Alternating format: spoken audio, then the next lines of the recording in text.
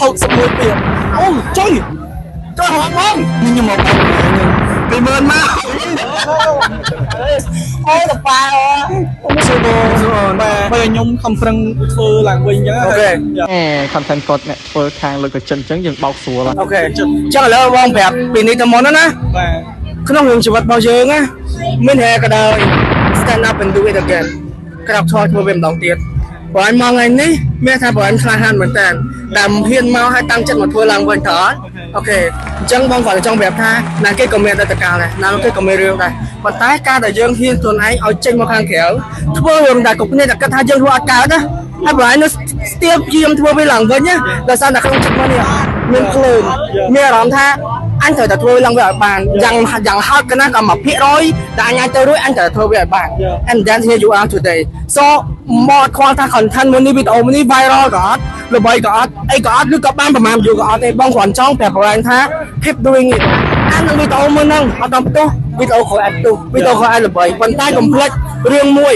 ចែកម្លែកទង្វើល្អដល់អ្នកដទៃអាហ្នឹងជាអ្វីដែលចាំក្នុងចិត្តយេបងអូខេតែវីដេអូនេះខ្ញុំមកបោកមួយថ្ងៃហ្នឹងកុំភ្លេចរឿងមួយចែកម្លែកទង្វើល្អដល់អ្នកដទៃ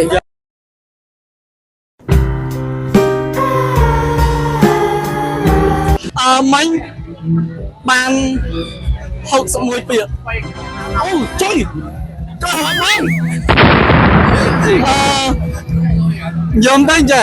មកពាក្យបាន100000ប៉ុន្តែបងនិយាយលើកទឹកចិត្តខ្ញុំឬក៏សរសើរខ្ញុំ2ពាក្យបានត្រឹមតែ80000ទេ3ពាក្យបាន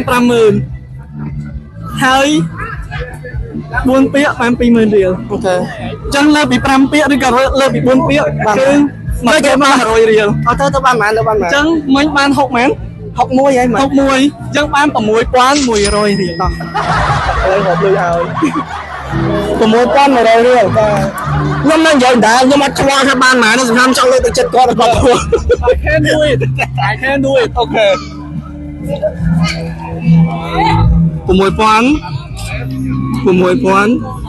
អត់20000មកអូយគួររកតាមរយឲ្យសុទ្ធអត់